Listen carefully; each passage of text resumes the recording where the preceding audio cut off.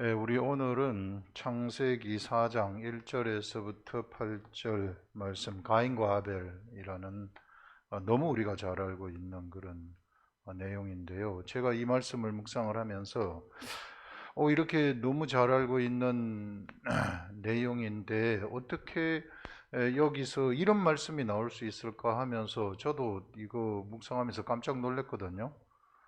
그래서 이게 묵상이라는 것이 이렇게 중요하구나. 우리가 전혀 생각하지도 않았던 말씀들, 상상하지도 않았었던 말씀들, 이런 말씀들이 쏟아지는 것이 묵상이기 때문에 묵상이라는 것은 여기 이 본문 내용을 그 정독을 해서 계속 읽는 겁니다. 그 뜻이 무엇인지를 생각하면서 읽고 기도하면서 뜻이 무엇인지 알려달라고 기도하는 것.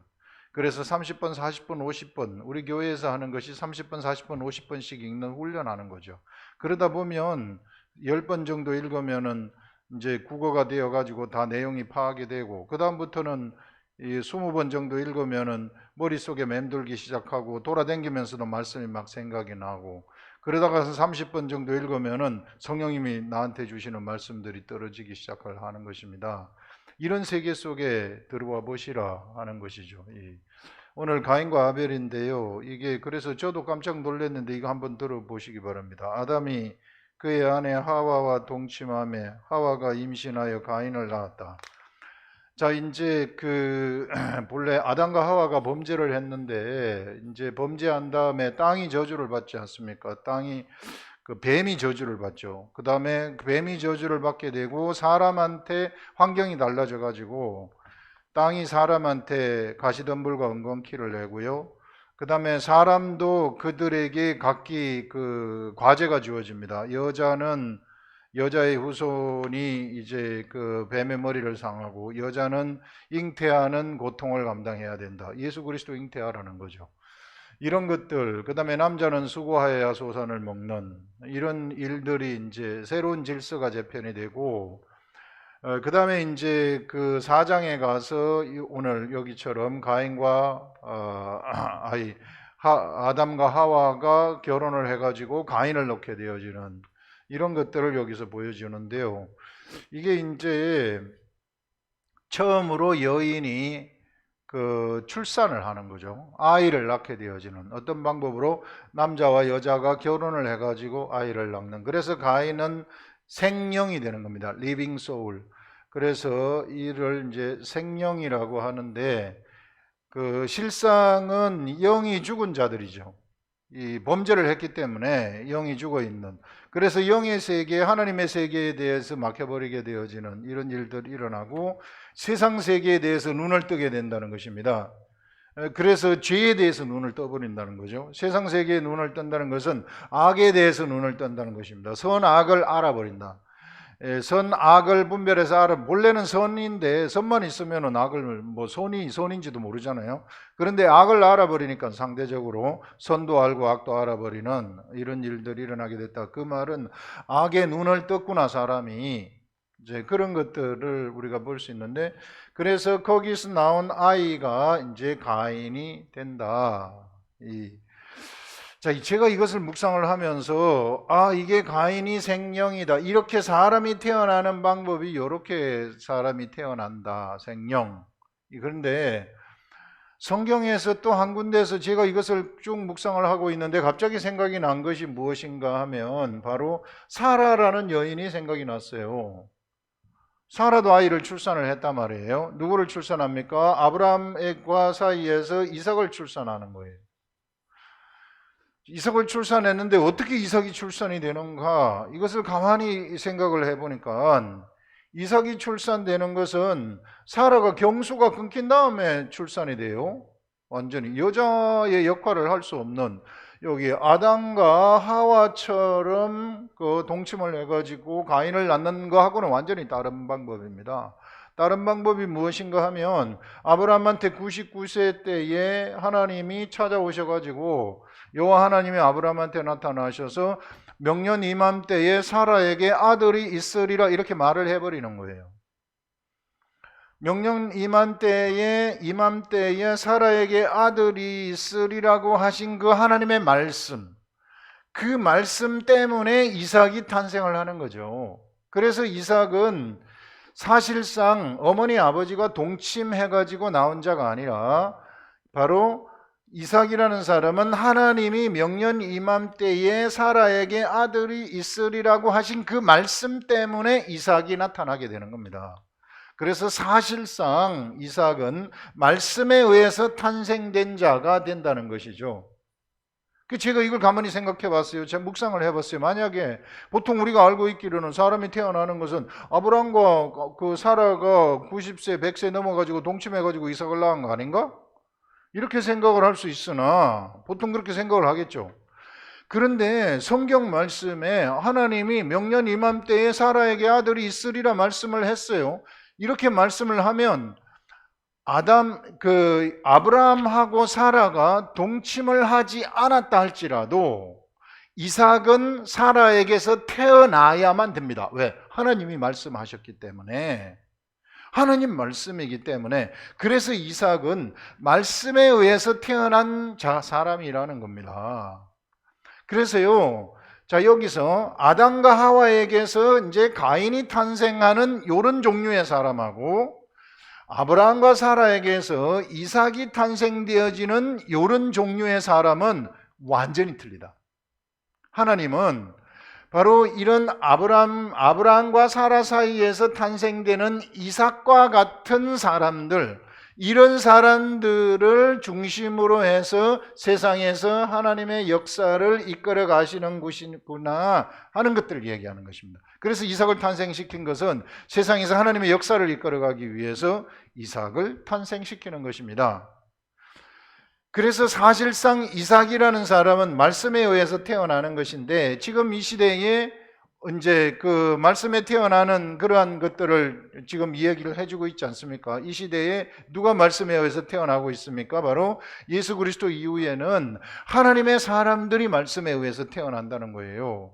우리 이사야서에 보게 되면은 잉태하지 못한 자여 기뻐하라, 그 상고의 고통을 모르는 자여 이게 기뻐 외칠지어다, 즐거이 외칠지어다, 이렇게 말해요. 남편 있는 자의 자녀가 남편 없는 자의 남편 없는 자의 자녀가 남편 있는 자의 자녀보다 더 많다고 이야기를 하는 것입니다. 이것은요, 남녀가 결혼해가지고 자손을 놓는 그런 자손의 그런 이 후손의 시대, 그것을 얘기하는 것이 아니라 바로 말씀에 의해서 탄생되어지는 사람들의 시대를 얘기하는 것이죠. 영의 시대가 도래하게 되어진다는 것을 이미 이사야 때 이야기를 하고 있습니다. 그러나 이미 이삭에서부터 영의 시대에 사람이 어떻게 말씀으로 태어나는 것이 어떻게 태어나는가 하는 것들을 미리 알려줘 버렸다는 것이죠. 그래서 이삭의 탄생이라는 것은 엄청난 의미가 있는 겁니다. 하나님이 일반 사람이 그냥 둘이 결혼해가지고 태어나는 것 이거하고 하나님 말씀에 의해서 탄생되어진 그러한 것하고는 하늘과 땅 차이죠. 이삭의 아들 에서와 야곱도 마찬가지예요. 에서와 야곱이 어떻게 리브가에게서 탄생을 하지 않습니까? 리브가에게 여호와 하나님이 나타나셔가지고 둘이서 막 속에서 싸우니까 이거 왜 싸웁니까? 물어봤더니 여호와 네 속에 두 국민이 있다. 두 개의 국민이 있다고 이야기를 합니다. 두 개의 국민이 무엇입니까? 하나님의 나라의 국민하고 세상 나라의 국민이, 그 속에 두 국민이 앉아서 있다. 이삭도 마찬가지죠. 아브라함의 가계에서도 이게 이 아브라함이 하갈이라는 여인하고 결혼을 해가지고 탄생된 이스마엘이 있었죠. 이스마엘은 어떻게 나온 겁니까? 이거는 육적 인정에 의해서 나온 것이죠. 우리 일반 사람들이 결혼해가지고 동침해서 나오는 아이처럼 이스마엘은 그렇게 탄생된 것이죠. 그래서 이 이스마엘이 그렇게 탄생된 이 이스마엘을 성경에서 하갈에게서 태어났다고 하는데, 이 하갈하고 사라를 비유를 하면서 이것은 비유다 이렇게 이야기를 하고 있지 않습니까? 갈라디아서에서요 분명하게 그렇게 이야기를 하고 있어요. 갈라디아서에서는 뭐라고 이야기를 하는가 하면은 율법 아래 있는 사람들한테 말하는 것입니다. 이게 예수를 믿었음에도 불구하고 자꾸 율법 아래 있고자 하는 사람들한테 이야기를 하는데, 내가 사도 바울이 지금 갈라디아서를 쓰면서 이야기를 하는데 아브라함한테 두 아들이 있었다. 하나들은 이스마엘이고 여종에게서 난 이스마엘이고 다른 하나들은 사라에게서 난 이삭이라고 이야기를 하는 거죠. 이 자유 있는 여자에게서 난 이삭이다 이렇게 이야기를 하고, 여종에게서는 육체를 따라 난 거죠. 결혼을 해가지고 지금 우리가 태어나는 사람, 일반적으로 사람이 태어나는 방식, 이거는 육체를 따라서 나온다고 이야기를 하는 것입니다. 여종에게서는. 그 다음에 또 낳고, 자유 있는 여자에게서는 약속으로 말미암아 나왔어요. 자유 있는 여자는 누굽니까? 사라죠. 사라는 약속에 의해서 나온, 하나님이 약속하셨기 때문에 명년 이맘때에 사라에게 아들이 있으리라는 약속 때문에 나타나게 되는 것입니다. 동침하지 않아도 사라에게서 그 이삭이 태어나야만 되는 거예요. 왜? 하나님이 약속하셨기 때문에. 그걸 얘기하고 있는데, 그 사라를 자유하는 여자라고 이야기를 해요. 이것은 비유라고 이야기를 하면서 이 여자들은 두 언약이라고 하는데, 하나는 종에게서 난 것은, 이 하갈은 뭘 비유를 하느냐 하면 신의 손으로부터 종을 낳은 자라고 이야기를 하고 있습니다. 그 다음에 또 하갈은 아라비아에 있는 신의 산을 얘기를 하는데, 지금 있는 그 당시 예수 그리스도 시대, 그 당시 사도 바울 시대의 예루살렘과 같은 곳, 육적인 장소를 지칭하는 거죠. 이 육적인 장소, 거기에서 뭘 했습니까? 제사를 드렸잖아요. 율법의 제사를 드렸단 말이에요. 예루살렘 성전에서. 그 예루살렘을 얘기한다고 이야기를 하고, 그러면서 그와 그 자녀들이 이 종노릇을 하였다. 그들은 자녀들과 더불어 종노릇을 하고, 오직 위에 있는 예루살렘은 자유자니 우리의 어머니 사라라고 이야기를 하는 것입니다. 사도 바울이 얘기를 하고 있어요. 예수 그리스도를 믿는 모든 사람들의 어머니, 영의 자손들, 하나님의 말씀에 의해서 탄생한, 그러한 말씀에 의해서 탄생한 자들의 어머니 사라라고 이야기를 하는 거죠. 이 하와라는 여인은 하와라는 이름을 받으면서 이게 산자의 어머니다 이렇게 이야기를 하고, 사라는 이름이 사레에서 사라로 나중에 바뀌지 않습니까? 이렇게 바뀌면서 열국의 어머니, 여러 나라의 어머니라고 하는데, 여기서 말하는 여러 나라, 열국은 바로 하나님의 사람들을 얘기하는 것입니다. 이게 시대를 따라서 쫙 탄생하는 열국. 이게 우리 일본을 열도라고 하는데, 왜 열도라고 하는 줄 알아요? 일본을 보게 되면 섬으로 쭉 줄을 지었다 그래가지고 절이 지어졌다 그래서 열도라고 해요. 이게 열도라고 하는데, 바로 이게 열국의 어머니 하게 되면은 이삭 이후부터 태어나는 그 말씀에 의해서 태어나는 약속의 사람들이 야곱으로 내려가고, 야곱에서부터 약속의 사람들이 쭉 내려가잖아요. 야곱은 12 아들을 놓는데 그 유다로 내려가게 되어지고 쭉 내려가는 열국 있잖아요. 열나라, 열국들. 열국의 어머니가 사라다.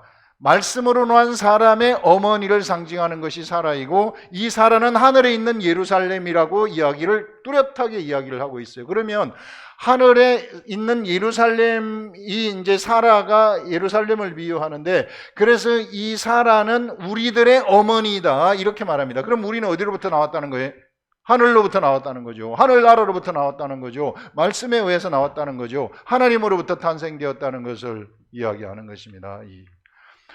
그래서 저는 가인과 아벨을 묵상을 하는데 갑자기 이런 것이 생각이 딱 나니까 저도 깜짝 놀랐어요. 아, 그렇구나. 이렇게 지금 하나님의 역사가 이끌려지는 것이구나. 이건 숨은 역사잖아요. 겉으로 드러난 역사이기보다는 이게 그 이면 속에서 하나님이 이끌어 가시는 역사, 그래가지고 예수 그리스도까지 끌고 가시는 역사, 우리들이 모르는 가운데 약속의 자녀들, 말씀에 의해서 태어난 사람들이 나타나가지고 그들을 통해가지고 예수 그리스도를 탄생시키는 역사, 이 누가복음으로 이어지는 그 족보들의 역사 있잖아요. 믿음의 족보들의 역사. 그렇게 해가지고 그 족보들의 역사 이후에 예수 그리스도가 탄생이 되고, 예수 그리스도 이후에 이제 진짜 영으로 태어나는 사람들, 하나님의 아들들이 쫙 나타나지 않습니까? 이때 하나님의 아들들, 이제 하나님의 신이 역사하는 사람들이 나타나기 시작하는 거죠.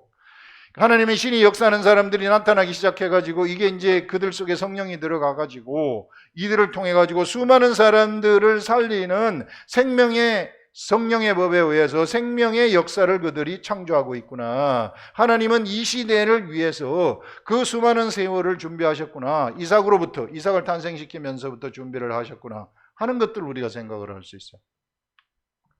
그래서 어머니도요, 이게 그냥 어머니가 아닙니다. 두 종류의 어머니가 있어요. 하갈과 같은 어머니, 하와와 같은, 하갈이나 하와는 다 똑같은 그 계통이 이지만, 그러나 사라는 틀리죠. 하늘의 어머니, 우리 예루살렘이라고 하고 그 우리들의 어머니라고 이야기를 하고 있습니다. 우리가 거기로부터 나왔다는 것이죠. 그래서 우리의 정체성을 똑바로 알고 가시라 하는 것들을 우리가 여기서 너무 뚜렷하게 알 수 있는 것입니다.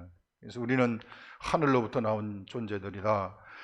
그래서 가만히 이것을 묵상을 했을 때요, 사람 속에는 요 두 나라가 있구나. 우리 속에도 두 나라가 있다는 거죠. 이게 두 나라가 있는데 하나는 육체로부터 나온 나가 여기 존재하고 있어요. 그걸 옛사람이라고 이야기를 합니다. 옛사람이고, 그 다음에 그 하늘의 예루살렘으로부터, 사라로부터 나온 그러한 나라는 존재가 있어요. 그것을 우리는 속사람이라고 이야기를 하고 있습니다. 그러면서 언제나 옛사람하고 속사람은 내 속에서 둘이서 싸운다고 얘기를 해요. 사도 바울이 그걸 고백하지 않습니까? 고백하는 것이 선을 행하기를 원하는 나한테 악이 함께 있는 것을 보는도다. 오라 나는 공고한 사람이로다. 이 사망의 몸에서 누가 나를 건져내겠는가?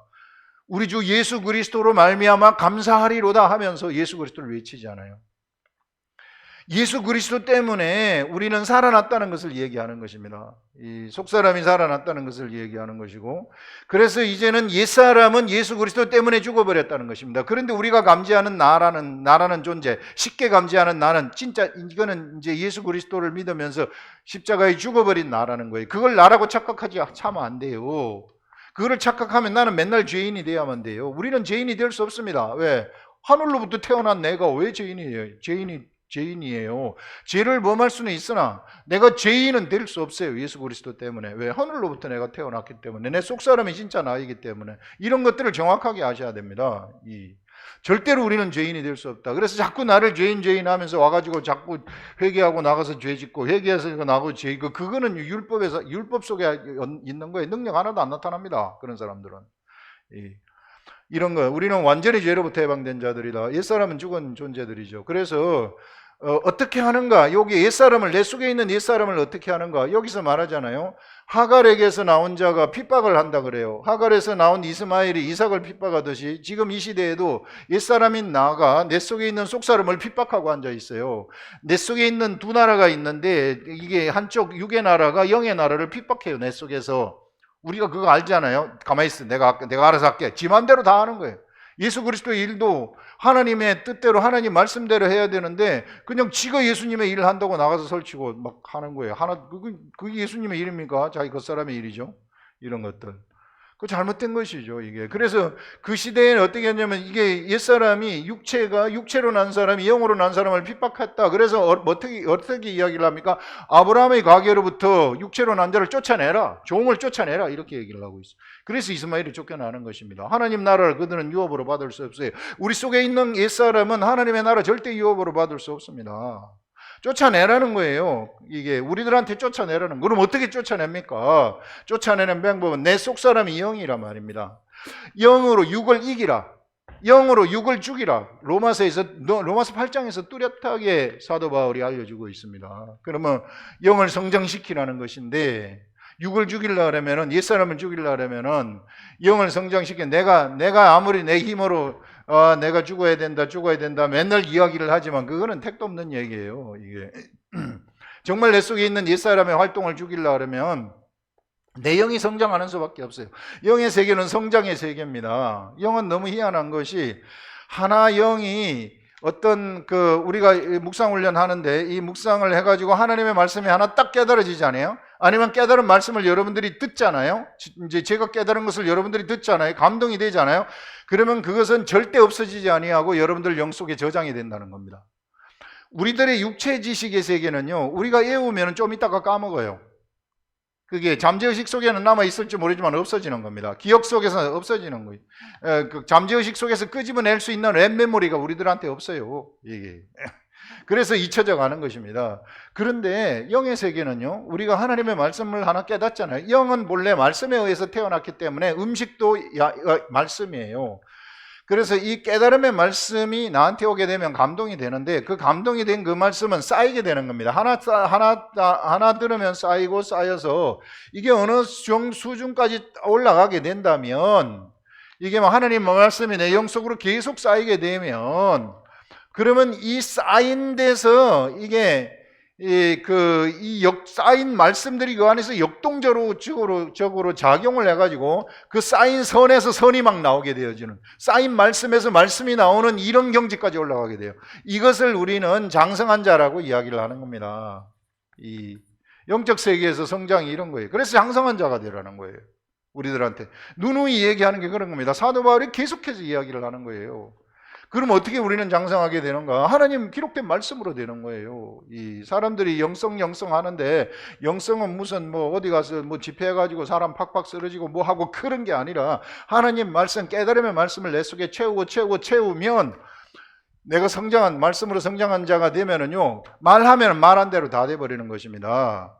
이게 그다음부터는 내가 영의 사람이 돼버리기 때문에 내 육체가 이제는 영을 따라가게 돼요. 예전에는 육체가 지 마음대로 놀았는데, 이제는 영의 생각이 나한테서 팍팍 올라오기 때문에, 그런 사람들은, 장성한 자들은 영이 육체를 이끌어가는 것입니다. 그러면 그 육체는 영의 매개체가 되는 겁니다. 영의 매개체가 되면 첫 번째 질서, 아담이 창조되었을 때 범죄하기 전의 질서, 세상을 다스리는 질서가 회복되는 거예요. 말하면 말한 대로 다 돼버리는 겁니다. 믿음이 생기기 때문에 네가 겨자씨만한 믿음만 있으면은 산을 이쪽에 들어 저쪽으로 옮겨져 버리는 거예요. 바다의 뽕나무를, 자, 요 뽕나무를 파다가 바다에 신겨져라 그래도 신겨져면 살아버린다는 것입니다. 이런 엄청난 역사들이 일어난다는 것을 얘기하는 것이 바로 영의 세계의 이야기를 말씀을 하는 것입니다. 마치요, 그래서 우리의 영은 인공지능 있잖아요. AI 같아요. 인공지능.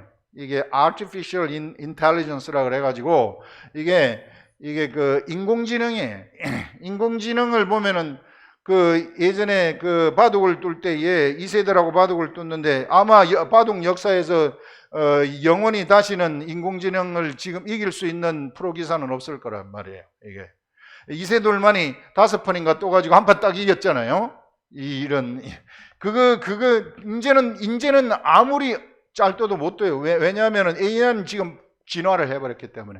그때 AI하고 지금 AI는 틀리죠. 그 속에 이미 수많은 바둑의 지식을 축적을 했고 경우의 수를 다 축적을 해버렸기 때문에, 거기서 램 메모리가 작동을 해가지고 분석도 해가지고 어디 뚫지를 다 알아버리면 이겨버리는 거예요. 이게 도저히 이길 수 없는 존재가 되듯이 우리 영도 그렇다.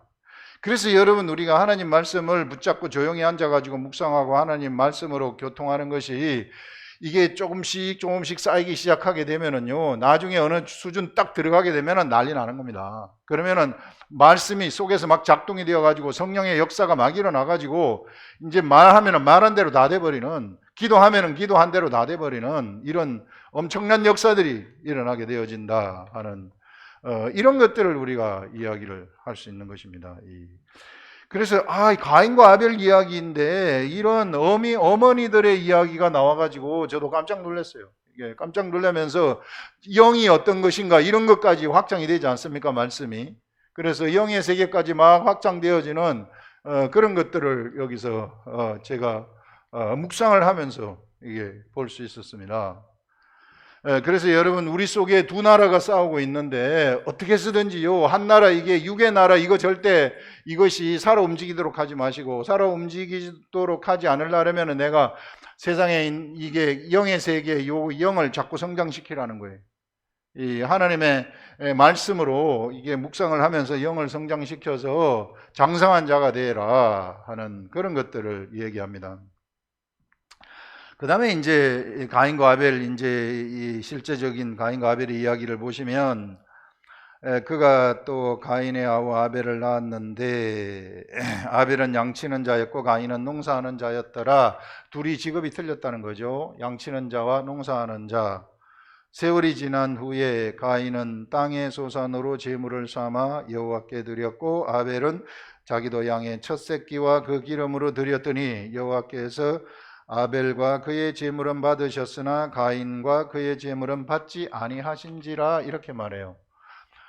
자, 갑자기 가인과 아벨이 하나님한테 제사하는 일들이 나타나게 되죠. 그 말은 우리 지난주에 지지난주에 가죽옷을 지어 입으셨다 하는 것을 통해 가지고 하나님이 제사 시대를 출발시켰다고 이야기를 했잖아요. 그런데 우리가 창세기 1장, 2장, 3장에서 이게 나타나는 것을 보게 되면 하나님이 어떻게 제사 드려라 하는 것은 사람한테 알려주는 그런 기록은 나타나지 않아요. 지금 우린 4장하고 있는데 1장, 2장, 3장에서는 하나님이 이렇게 제사를 드려라 하는 제사법을 알려주지 않는데 갑자기 제사를 드려요. 그것은 그 중간 어딘가에 하나님은 사람들한테, 범죄한 사람들한테 네가 나를 만나려 하려면 반드시 제사를 드려야 된다 해가지고 제사법을 알려줬던 것으로 우리는 생각을 할 수 있습니다. 왜냐하면 히브리서에 보게 되면 히브리서에서는 가인과 아벨, 믿음의 그 선진들 이야기를 하면서 가인과 아벨을 이야기하면서 아벨은 그 예물 때문에 하나님이 그 제사를 연락하셨다. 이렇게 이야기를 하고 있습니다. 그 예물이란 그 제물이죠. 그래서 여기서 가인은 왜 제사에 실패를 했고 아벨은 왜 그 제사에 성공을 했는가? 가인은 하나님의 법대로 하나님이 섬기는 법을 주셨는데 제사하는 제사법으로 이렇게 네가 하나님을 섬기는데 하나님을 섬기는 그 법대로 하지 않았고 아벨은 그 법대로 했기 때문에 무엇을 받았는가? 바로 하나님이 제사를 받았고 가인의 제사는 받지 않았다 하는 것을 이야기를 할 수 있습니다. 이 시대도 마찬가지예요. 이 시대에도요, 구약 시대에도 하나님을 섬기는 법이 있습니다. 법대로 해야 돼요. 법대로 정한 제물을 거기에 정해진 제물을 드려야지 내 마음대로 내가 무슨 뭐 돼지를 잡아가지고 드린다든지 뭘 드린다든지 그럼 하나님이 시킨 거 아니죠. 하나님이 시킨 것은 하나님의 법대로 하라는 거예요. 하나님이 시켜진 법으로 양하고 염소를 잡아라, 송아지를 잡아라 이런 식으로 하면 그대로 해야 되는 거죠. 이 시대에 예수 그리스도를 믿는 것도 마찬가지입니다. 예수 그리스도를 믿는 것도 법대로 믿어야 돼요. 내 마음대로 믿으면 안 돼요. 사람들은 자꾸 예수를 자기 마음대로 믿기 때문에 믿음이 엇나가는 거죠. 뭐 능력이 나타나지도 않아요. 열심히 노력은 하지만 이게 하늘의 것이 나한테 적용이 안 되는 것 같은 그런 것들이 거기서 나타나는 것입니다. 자, 그러면서 여기서 보시면 받지 않았는데 이제 가인이 그래서 몹시 분해요. 안색이 변했다. 제사를 받지 않으니까 가인이 안색이 변하니까 여호와께서 가인에게 네가 분하여 하면 어찌 됨이며 안색이 변하면 어찌 됨이냐, 네가 왜 화를 내느냐 이렇게 묻는 겁니다. 그러니까 네가 선을 행하면 어찌 낯을 들지 못하겠느냐. 요 말은요, 정확히 이야기를 하게 되면 선을 행한다는 것은 네가 하나님이 내가 시켜준 제사법대로 그대로 드렸다면, 제사를 드렸다면 어찌 낯을 들지 못하겠느냐, 어찌 내가 네 제사를 받지 않았겠느냐, 어찌 내가 억셉트하지 않았겠느냐 이 말입니다. 네가 제대로 드렸다면 내가 늘 그 제사 받았을 것이다. 네가 법대로 안 드렸기 때문에 안 받았다. 그런 말입니다. 이게 낯을 들지 못하겠느냐. 선을 행하지 아니하면 제가 문 앞에 엎드려 있느니라. 하나님의 제사법대로 제사를 드리지 아니하는 자들은 제가 그 문 앞에 엎드린다는 것은 죄로 칠갑을 하게 된다는 것입니다. 문 딱 나가면 바로 죄라는 거예요. 죄 속에서 살아가게 된다는 것을 얘기하는 것입니다. 그 말은 죄의 종이 된다 이 말입니다. 이후부터는 이제 제사의 시대가 시작되는 거죠. 사람들이 범죄를 한 다음부터 제사의 시대가 시작이 되는데 제사도 하나님이 정해준 제사법대로 제사하지 아니하면은 죄 속에서 살아가게 되어지고 죄의 종이 되어가지고 끌려다닌다는 것을 얘기하는 것입니다. 그걸 여기서 바로 보여주고 있죠. 그러면서 죄가 너를 원하나, 이게 죄가 너를 원하나 하는 것은 너한테 죄의 소욕이 있다 그 말입니다. 죄의 소욕, 내가 죄를 짓고 싶은 소욕이 있다는 거예요. 그래서 죄인들은 이 소욕으로부터 벗어날 수가 없어요. 그 소욕 때문에 우리가 욕심의 속성 벗어날 수 있어요. 우리가 탐욕의 속성 벗어날 수 있어요. 우리가 없죠. 이게 이런 소욕이 누구에게 생겼는가? 바로 바로 이 가인에게 생겼다. 죄를 범한 가인에게 생겼다는 거. 죄를 원하나 소욕이 있으나 너는 죄를 다스릴지니라. 사람이 이제는 죄를 범한 사람들은 죄를 다스려야만 된다. 죄를 어떻게 다스립니까? 죄를 다스린다는 것은요, 올바른 제사를 드리라. 하나님 앞에 올바른 제사를 드려야만이 죄를 다스린다는 것이죠. 세상에 진짜 최고의 올바른 제사는 어떤 제사입니까? 그 이삭을 통해 가지고 하나님이 오셔가지고 이삭을 통해서 진짜 최고의 제사 한번 드리죠. 아브라함에게 이삭을 모리아산에서 드리라. 그게 누구를 예표하는 것입니까? 예수 그리스도의 제사를 예표하는 거 아니에요. 그래서 아브라함이 이삭을 드렸고, 네가 네 아들 독자를 아끼지 아니하서 즉 나도 내 아들을 아끼지 아니하겠다 해가지고 하나님이 주시는 그 제사가 바로 예수 그리스도 제사. 이거는 최고의 제사가 되는 것이죠. 모든 사람들을 죄로부터 다 해방시켜버리는 제사, 이런 최고의 제사가 이렇게 드려지게 됨으로써 사람들은 죄를 다스리는 일들이 일어나게 된다는 것입니다. 이때부터 이제 죄를 다스리게 된다는 것이죠. 그래서 예수 그리스도 이후에 사람들은, 이런 제사를 드린 사람들은 이제는 더 이상 죄의 종이 되어가지고 끌려가는 자들이 아니라, 너는 죄에 대해서 무관하다고 이야기를 하면, 죄는 너에 대해서 죽었고 네가 죄에 대해서 죽어버렸다, 관계가 없어졌다, 이렇게 딱 절단을 시켜버리는 것입니다. 그래서 이제는 죄를 다스리는 자가 되어진다. 죄를 다스리게 된다는 것은 그가 영의 사람이 되어가지고 세상을 다스린다는 것을 얘기하는 거예요. 이런 엄청난 세계 속으로 들어오게 되었구나 하는 것을 여기서 말씀을 하고 있죠. 그러면서 가인이 그의 아우 아벨에게 말하고 그들이 들에 있을 때에 가인이 그의 아우 아벨을 쳐 죽이니라. 아벨에게 이제 말을, 가인이 자기 제사 안 받으니까 화가 났죠. 그래서 가만히 있다가 엿보고 있다가 이미 그 속에 살인의 생각이 들어갔어요. 죄의 종이 되어버린 겁니다. 그러다 보니까 가인을 들에 있을 때 그냥 가서 죽여버리는 첫 번째 살인이 일어나게 되어지는, 죄가 진짜 실제로 마음속에 있던 그런 죄가 실제로 현상 밖으로 나타나게 되어버리는 이런 일들이 일어나게 된다는 것이죠. 그래서 이 가인이 이제 범죄한 사람이 처음으로 이제 그가 이 죄를 범해 가지고 그 육체까지 이제 이 죄로 범벅이 되어져 버리는 이런 일들이 일어나게 됐구나 하는 것들을 우리가 말씀을 할 수 있습니다. 그래서 오늘 우리 이 말씀 가만히 보면서 저도 너무 깜짝 놀란 것이, 이 가인과 아벨을 묵상을 하는데 어떻게 그 어머니들의 이야기가 나오는가. 이게 자식을 낳는 어머니들, 말씀으로 나온 어머니들이 있고 하늘의 어머니가 있고 세상의 어머니들이 있구나 하는 그런 것들을 보고 너무 놀랐고요. 그래서 우리 속에는 두 사람이 있는데, 한 사람은 죽은 사람이고 한 사람은 산 사람이다. 그래서 여러분, 영을 따라가라는 것입니다. 영을 따라가서 내가 어떤 존재인가. 여러분, 우리 이 나라 이런 사람들, 우리나라 독립군들 있잖아요. 이 사람들 숨어가지고 그 나라 회복 운동하는 거잖아요. 그래서 이삭 이후부터는 바로 이런 영적인 독립군들, 영적인 하나님의 사람들이 쫙 뒤에서부터 하나님의 역사를 이끌어와요. 전면에 나타나지 않고 이끌어오다가 예수 그리스도 때에 나타나가지고 이게 밖으로 나와서 이제 그 영의 사람들이 지금도 이 시대에 비밀스럽게 하나님의 나라를 쫙 퍼뜨리고 있는, 우리는 바로 그런 사람들이다. 우리는 하늘나라에 파견되어진 하늘나라의 대사관들이다 하는 것들을 절대 잊어버리지 마시고, 우리가 그걸 위해서 산다. 그래서 그걸 위해 살다가 여러분 수많은 사람들 살리고 하나님 나라 돌아가시기 바랍니다. 기도하겠습니다.